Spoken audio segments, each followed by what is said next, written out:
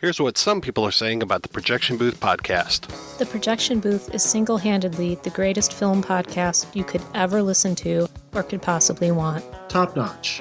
5 stars. This has quickly become one of my favorite film-related podcasts.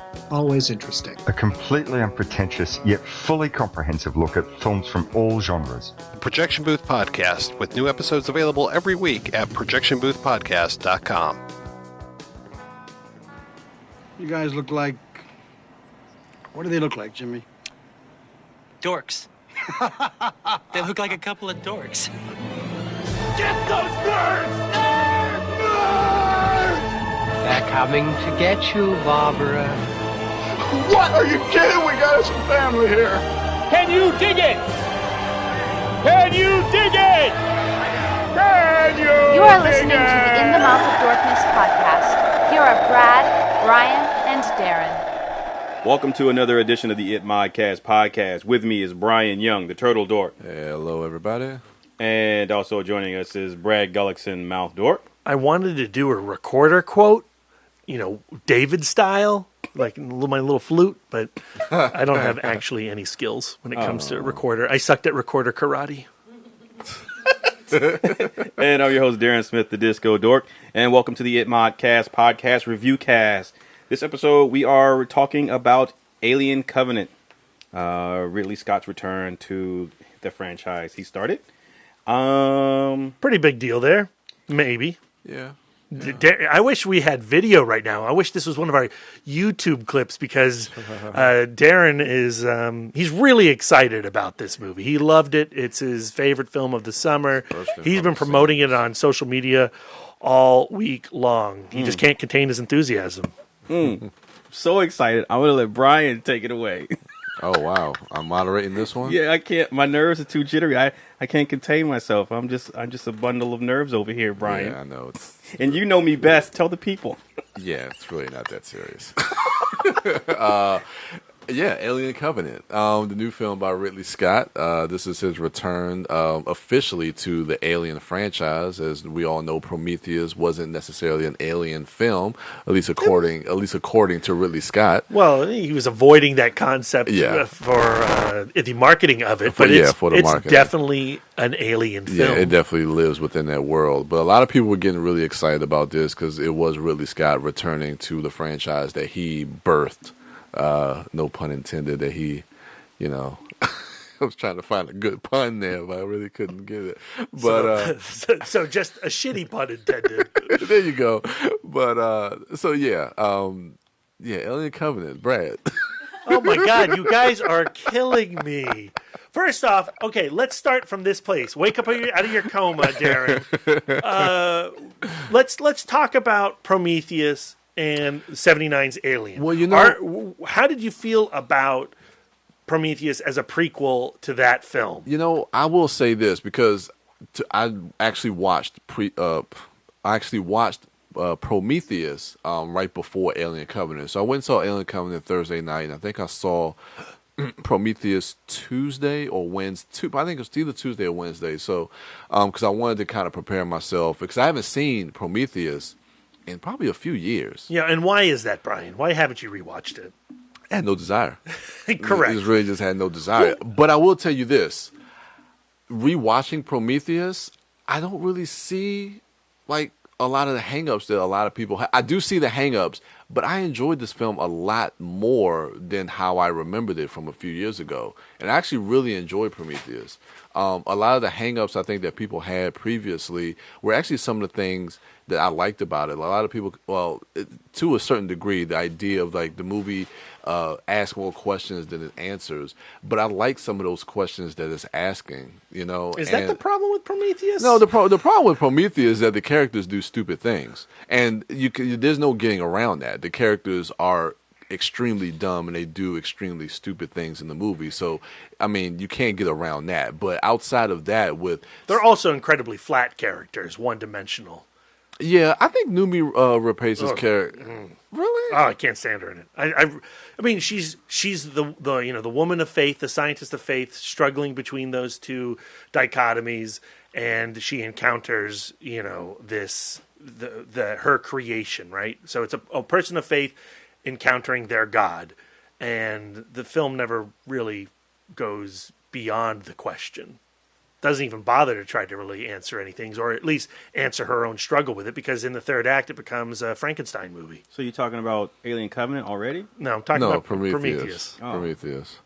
I mean, that's interesting. I could definitely see that point. But, I mean, I don't know. I mean, I like the fact that it kind of left it open-ended, because it would lead us into the next film, which was this film, to possibly get some of those answers to those questions. So, I don't know. I found that to be kind of engaging and intriguing, the rewatch that I had of Prometheus. I think certainly going into Covenant, it benefits you if you've watched Prometheus, because Covenant is a direct sequel to that film, and succeeds in carrying the tone of Prometheus and the ideas of Prometheus and the characters of Prometheus, but is also a really terrible prequel to Alien. I kind of feel a little bit different as far as like it being the direct sequel to Prometheus, because it feels like they really kind of just jettison and gloss over a lot of the stuff that happens in Prometheus. They do? In Covenant.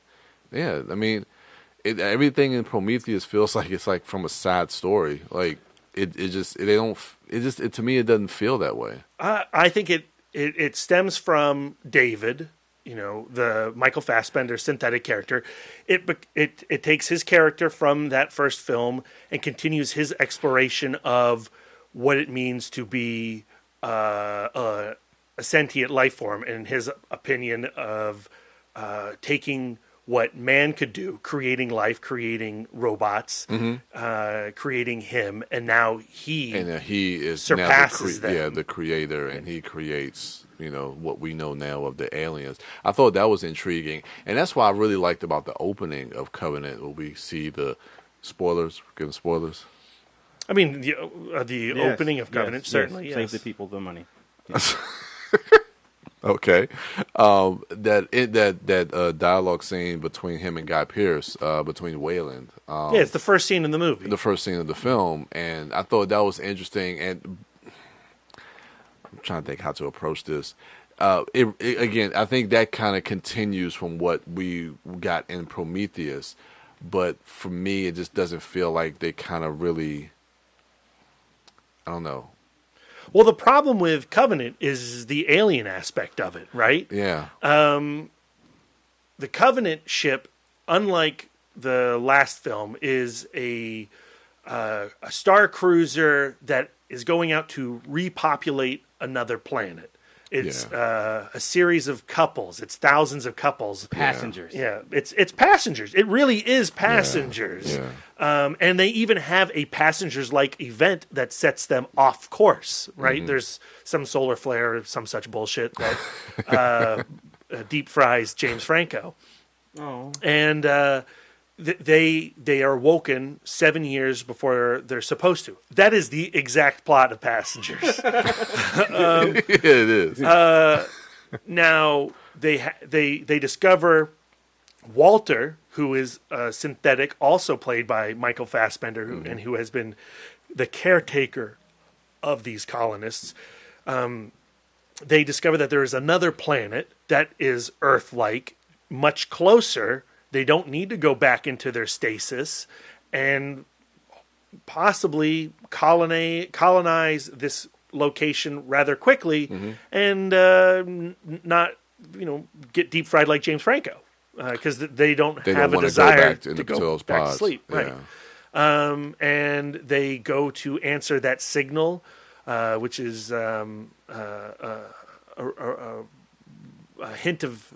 They can hear a hint of a voice, and it's John Denver. Yeah, that's right. The song, just in how Prometheus proved that Stephen Stills still relevant in the future. John Denver still relevant, and they follow that signal to its source. And when they get down to that planet, they step onto some fungi, and that fungus unleashes some spores. The spores go into this dude's ear. Yeah. It infects his body, and that's when you have your first Cronenbergian, alien-esque explosion of body horror. Yes, And, yes. you know, rather than coming out the chest like it did for Kane, this creature comes out the back of that one guy, and the other creature comes out of the mouth of another guy. And you have a proto-alien. Yeah, a proto-alien. But that doesn't look anything like the alien we saw at the end of Prometheus. No, not at all. But I think it was an interesting setup to kind of set up this world, because at this point in the film, we really don't know what is causing any of this, because we haven't really gotten the backstory about this planet and what this planet was prior to them arriving there. Well, I mean, since we've just watched Prometheus, we can we can connect the dots. Infer that it's connected to the pathogen from the engineer's ship in some fashion. But how did it get into those plants? We don't know yet. Yeah. And while those proto-aliens are savagely ripping colonists apart, that's when David reappears in cloak with his Assassin's Creed haircut, and fires a few flares into the air, scares the proto-aliens away, and brings them back to his ship. And now we see the engineer's ship that we last saw in Prometheus. Yeah, and I guess he tells the people from the Covenant, about, because they find Elizabeth Shaw's dog tags, and so when they inquire about her to David, David says that she died in the crash when they crash landed on that planet. So that's I don't know, that's the first 20 minutes of the movie, 30 minutes of the movie. Yeah. It's. So I don't know if we necessarily need to go in and spoil the rest of the film and save those people their dollars, Darren. But I do want to talk about Michael Fassbender, and I think what Covenant does in a superior fashion to Prometheus is, one, it takes the highlight of that film, Fassbender's David, makes him both the protagonist and the antagonist, which I thought was pretty cool, and it showcases the powerhouse talent of Michael Fassbender. That's the one highlight of this film is Michael Fassbender. It's the absolute pinnacle of this film. Yeah, Danny McBride was pretty good.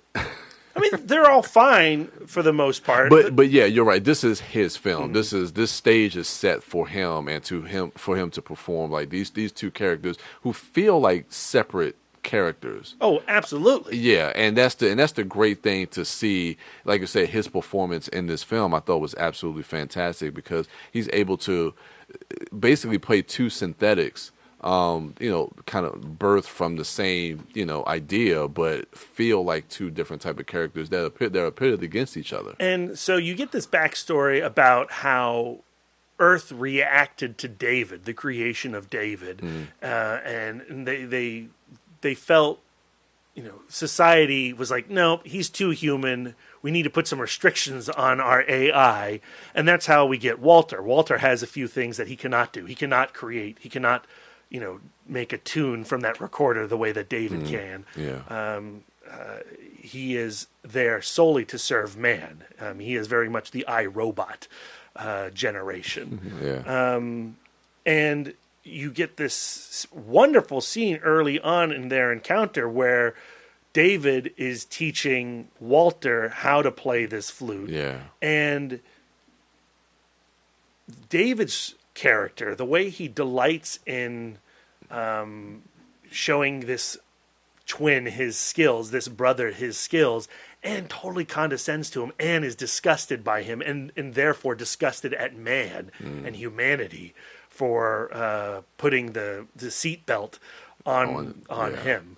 I love that scene. And I think every scene that Fassbender plays against himself is absolutely riveting. Yeah.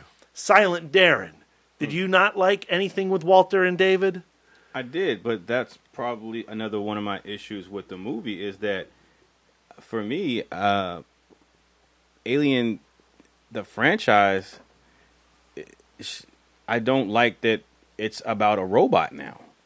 I don't like, so it feels like what the X-Men franchise did with friggin' Mystique. Like, she was good in the first film that she was in, and then they try to put her in the forefront, taking away from what the series and what the franchise started out as being about. And when I watch Alien Covenant, it really feels like it's going away from what the series. So I think to Ridley Scott's original film, James Cameron's film, and David Fincher's film, and even the fourth one, and I look at those movies and I go, okay, at any point when I'm watching Aliens, does Covenant even matter? Like, is Covenant adding anything to the first Alien, the second Alien, or any other films? Like, to me, it feels like it doesn't. So when I'm watching it, I'm feeling it because I'm watching this film and I'm thinking, oh wow, okay, so how is this going to play into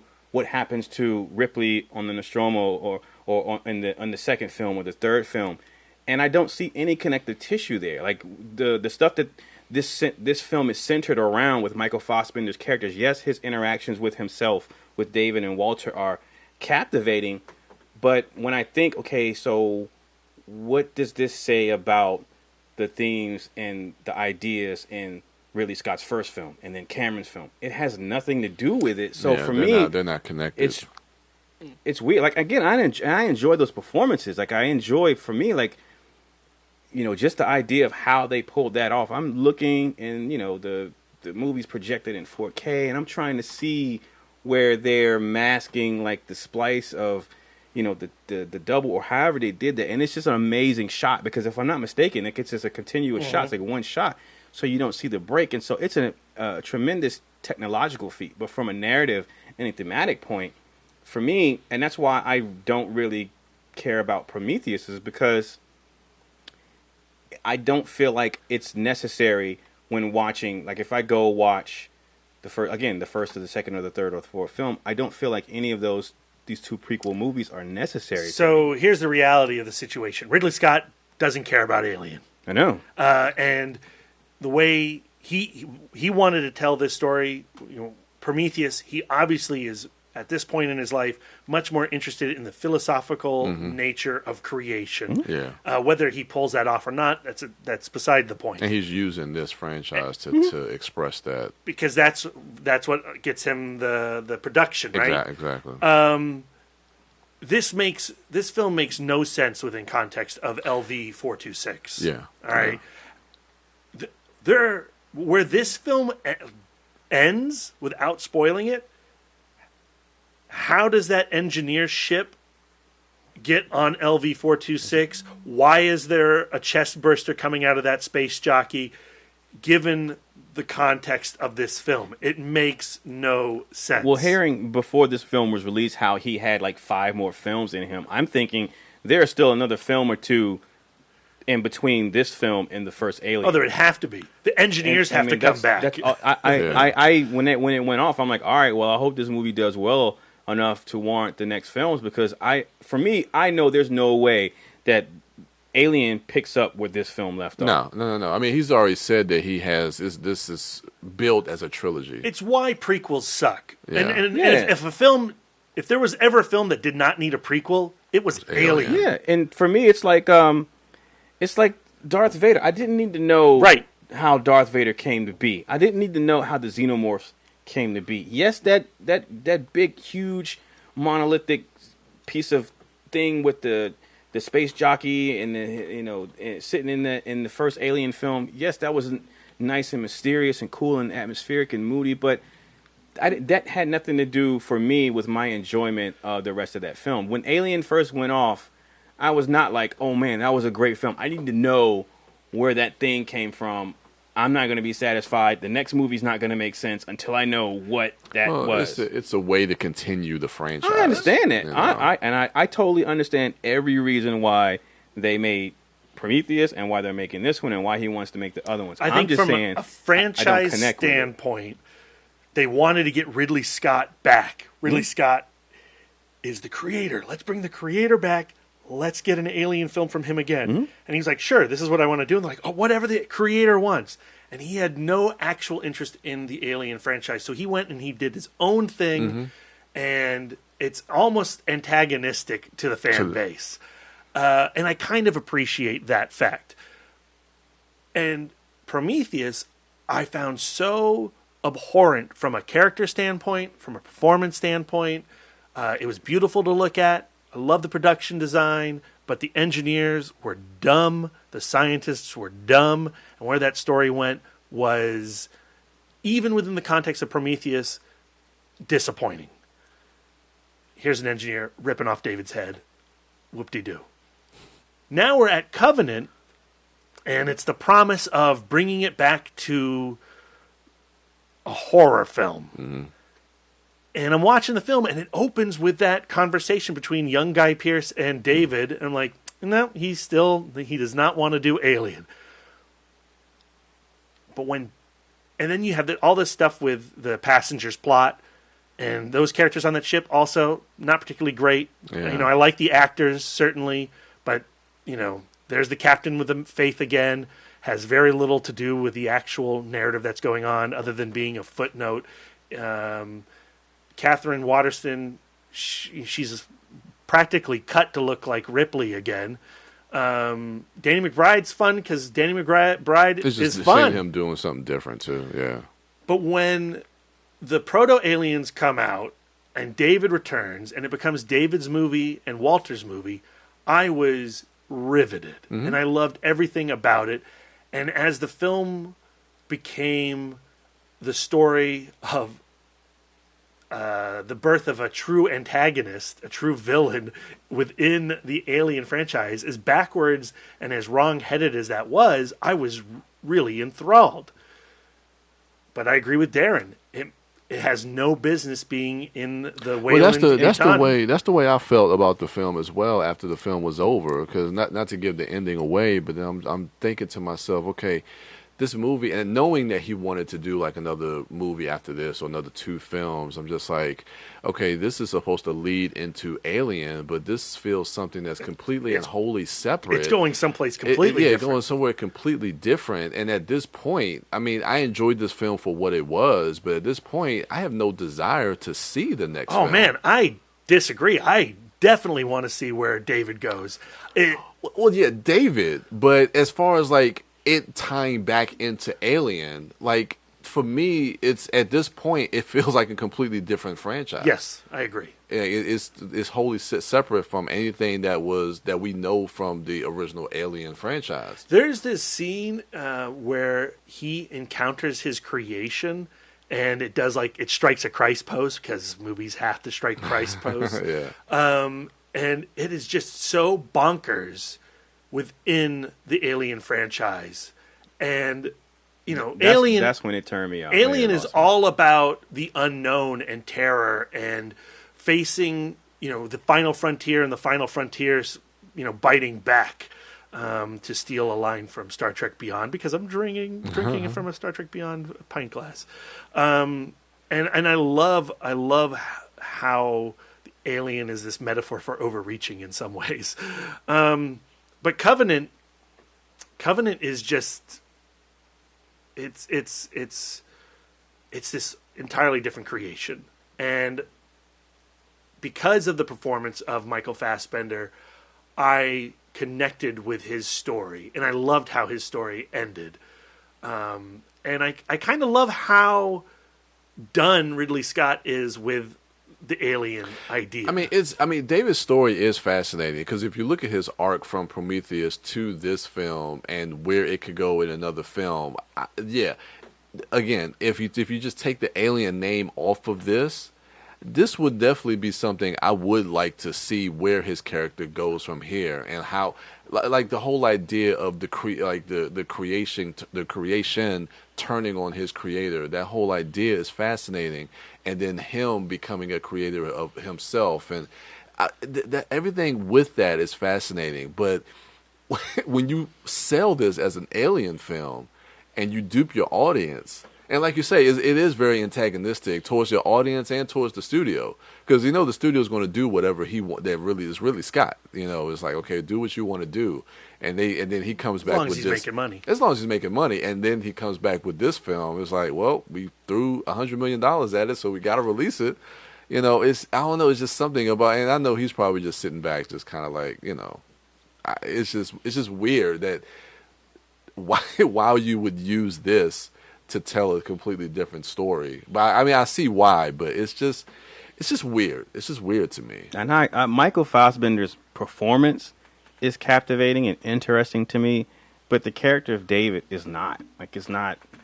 It's the robot wanting to gain or not wanting to, but gaining sentience and then wanting to overthrow man. It's just like it's no different than like the Planet of the Apes type shit. Like, so that is not interesting to me. Fassbender is, but the ideas that were presented in the original film and subsequent films are. But is that what? I mean, what do you want? I mean, I want if a chest burster is going to go into John Hurt and take a while to come out, and when it come out, not have arms and legs yet, and then take a while to grow to full size.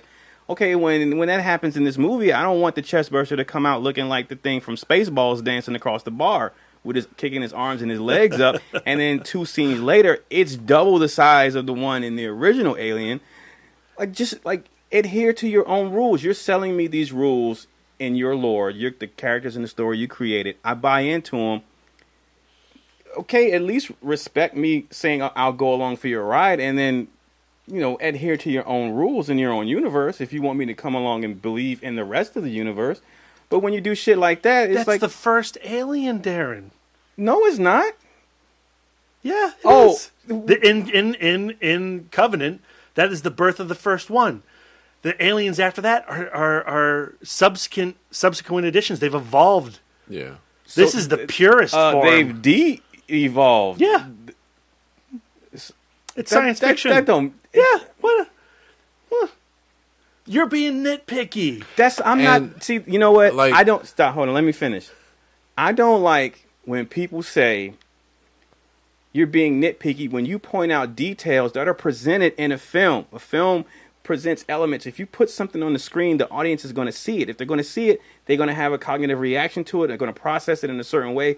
So if it's something that doesn't need to be, okay, he thought to put those things in there. So if he can think to put those things in there, I should be able to think about why they were put in there and the use of those things. Mm-hmm. Firstly. Secondly, I don't like when they're the alien is the ultimate species. I'm not going to say I don't like it. I just don't get the alien is the ultimate species. It's the ultimate creator. It's the ultimate killer.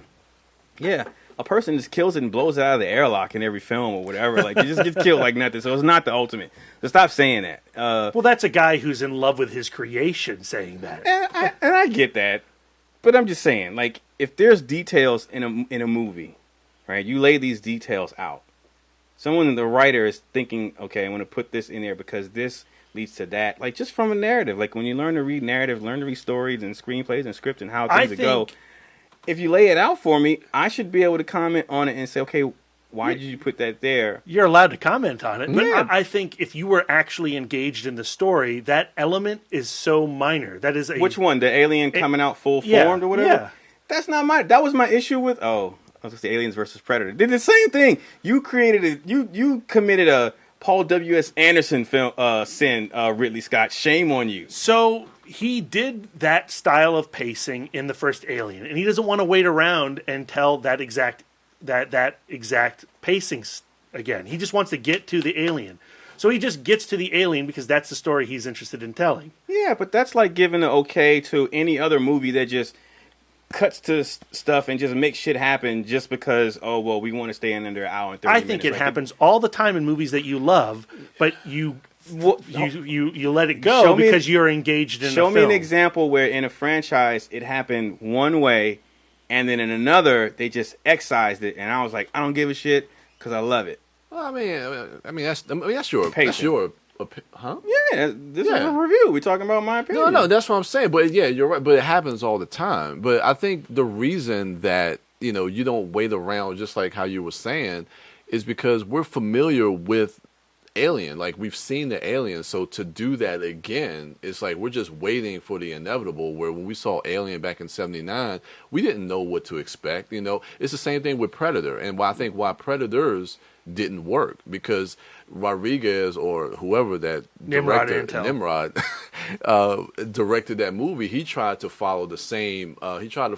Pacing as the original Predator, but to me it doesn't work because as an audience member, you're gearing towards the same audience who loves that movie, and we already know what the Predator looks like. We already know that, so to do that, we're just waiting for the inevitable, and that build-up doesn't work.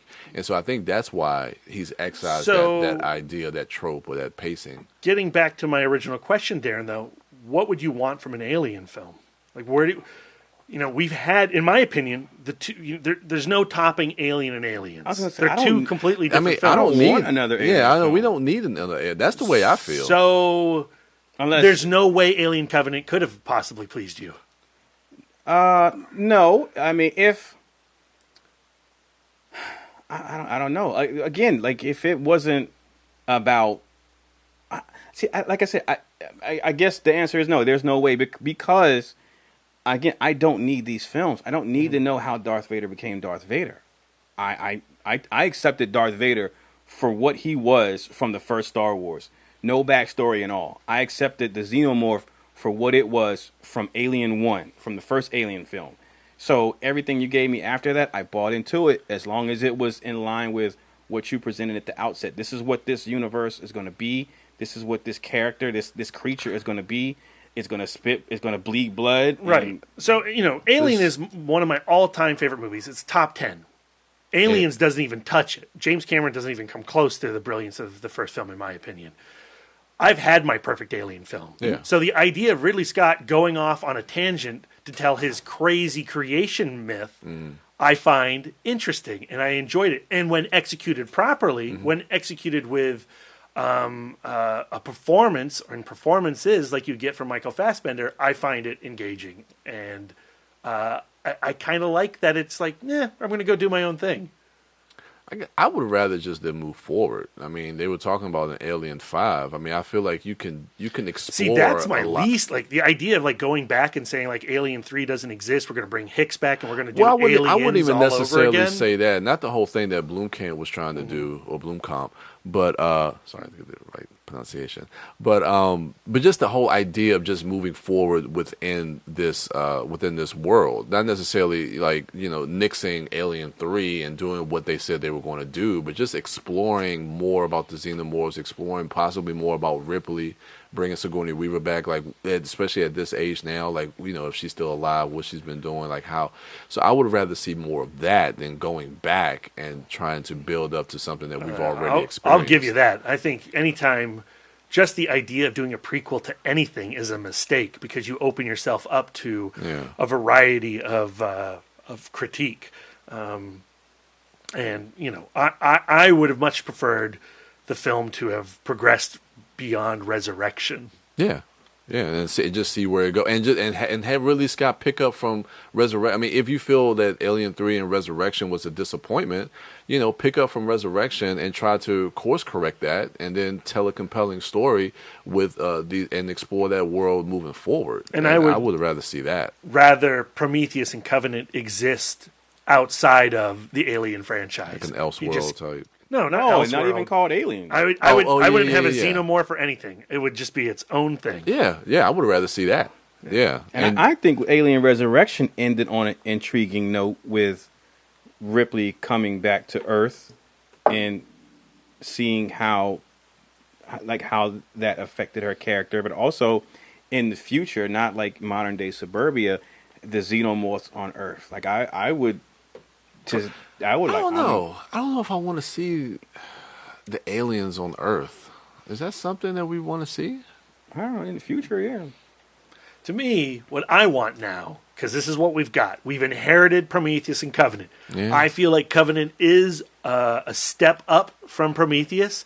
Let's just get crazier. Let's get even more batshit, backwards, and far to the left field of Alien. Because where this film ends, I don't know how it could possibly lead into 1979's Alien. I never want them to connect. I just want them to keep going crazier and weirder and just keep pushing the David character. Yeah. I mean, now that I know what he's trying to do, I'm all with it. Just fuck it. Just give me the David series. I guess I don't know. Well, that's what we're going to end up having because that's what this is. The Empire Strikes Back of David's story. Yeah. The third film is, I guess, going to be him seeding the universe, or maybe he's going back to Earth. Get sidetracked. I don't know. But there's a movie, and this goes into spoiler territory, but I won't say too much. But it feels like there's a movie in between this one and Prometheus with what we know of certain things that happened. Well, what's weird about Covenant is that a flashback comes out of nowhere at one point. Yeah. And you're like, wait, what's happening? But I know how you feel about Prometheus, but when we learn certain things in this movie, like, I kind of want to see that other movie in between these two, in between Prometheus. Dealing with the Noomi Rapace character? Yeah. No, because we do not ever want Noomi Rapace on the screen again. God damn. But I'm just saying, but how it ended is just like this. I don't want to go too in for. I don't want to give anything away, but I already said spoilers, right?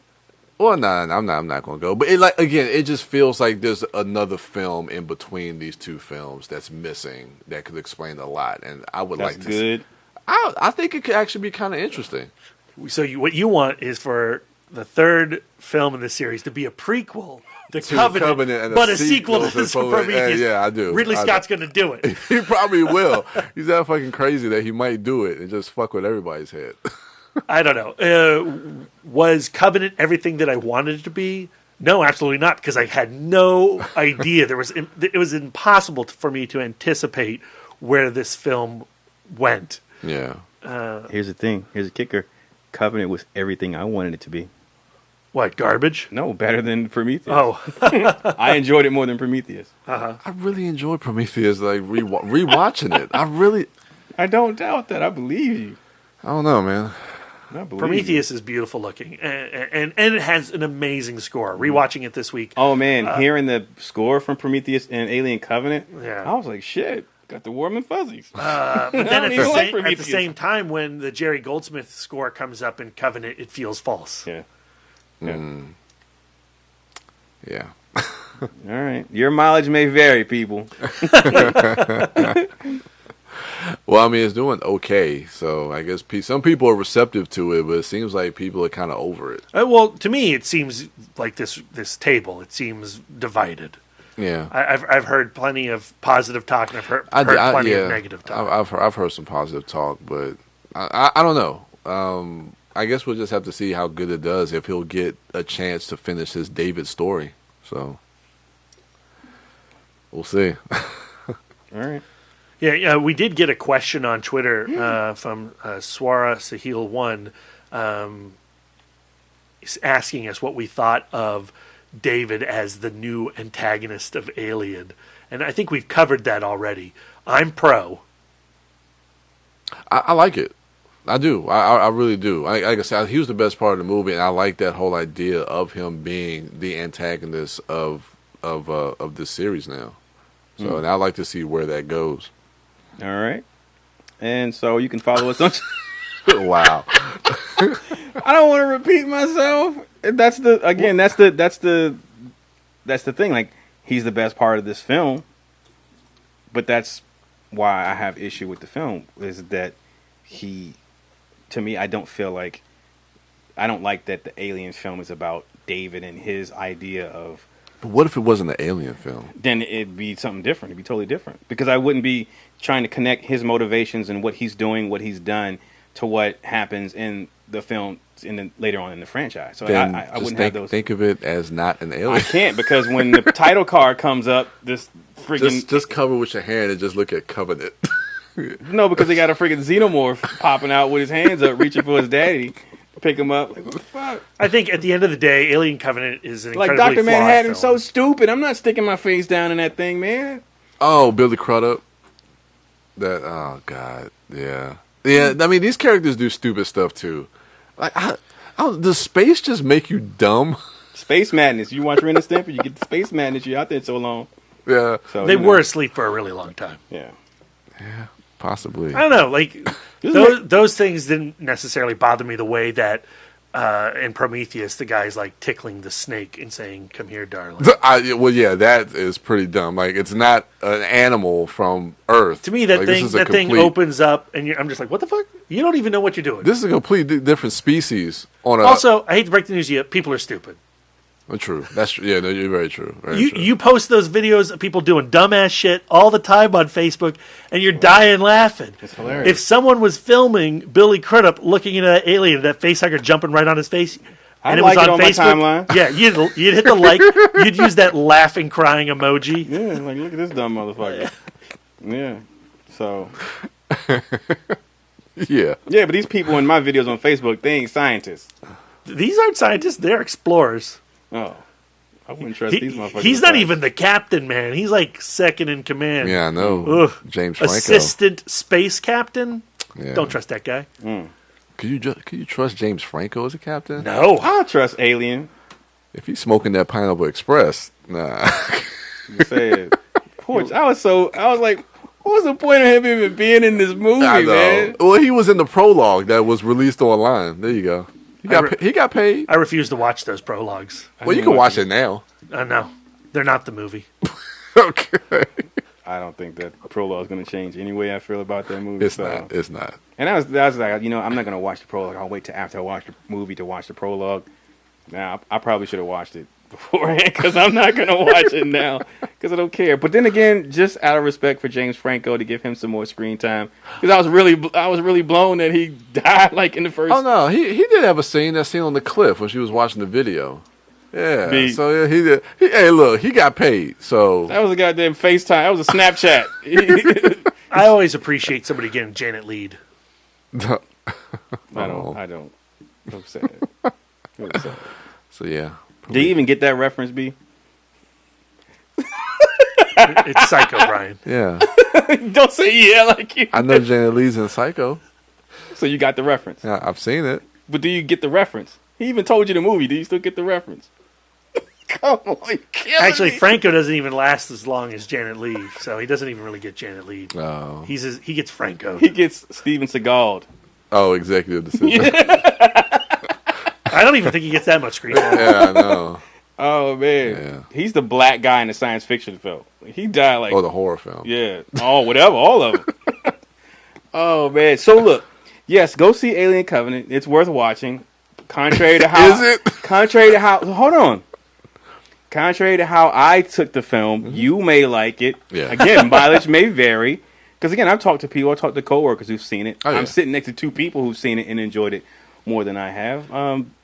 Everyone's expectations from it will honestly, this vary. is one of the rare review casts we've done where we're not all on the same page. Yeah. I mean, even I Fate and the Furious. Whoa. No, wait. What? You guys liked it? No. Hell no. We all disliked it. Okay, then we were on the same page. That's what I'm saying. Oh, okay. This is one of the rare times. Oh, okay. Yeah. Well, I think we're mostly on the same page in a lot of reviews. That's what I'm saying. Brian, where are you right now? It's the last 48 hours is like, look, I've been up for a very long time. For a very long time, believe me. Oh man! All right, so is that your final thought? That's your it. Final thoughts? Yeah. All right. I'm gonna buy the action figures. Whoa! All right, Brian, tell the people where they can find you. I'll get it on Blu-ray. You Damn can find right. me. I got Prometheus on Blu-ray, and I hate watch that thing. There you go. You guys can find me at the Turtle Dork on social medias. Turtle Dork 1, Brian William Young, all that good stuff. Can they find you at the Alamo Draft House in Winchester on Sunday? Yes, you can. I will okay. be hosting my favorite film of all time, The Gray. I'm excited. About that. So, yes, come out, support, or just tune in. If you can't make it, tune in next week where we'll be recapping the experience of The Gray at the Alamo Winchester. So, yeah, excited. All right, and just wear whatever they want to wear. You can, or you can come in the wolf shirt, or like why would they do that? Little wolf bunny hat. Why would they do such a thing? Because if you come and you end up having the best outfit, you could win a $50 Alamo gift card. Oh. Just something like that. Oh, okay. Yeah, just something small. All right, Lisa is forbidden to join into this competition. All right, it's not fair to anyone. All right, Brad, tell the people they can find you. Find me at Mouth Dork on Twitter, Instagram, Untapped. And then also, we've started up our It Modcast Squarespace page again. So go check out our writing over there. We're blogging it up. Yep, and you can find Wife Dork over there on the couch or also at Sidewalk Siren on Twitter. The movie was too vomity. I couldn't watch because of all the vomiting. It didn't sound worth it. Yeah, for emetophobes, that. You can find her at Sidewalk Siren on Twitter and Instagram and Letterboxd. I am Darren Smith, the Disco Dork, on Twitter, Instagram, Facebook, and Letterboxd. Again, come check out The Gray at the Alamo Draft House, hosted by the Turtle Dork. If you wear your best wolf garment, wolf-adorned T-shirt, whatever you got, as long as it has a wolf on it, we're going to choose and see who has the best one, and the winner gets a $50 Alamo Draft House gift card. Who could not use one of those? So, thank you all for listening. Enjoy the rest of your week, and until next time.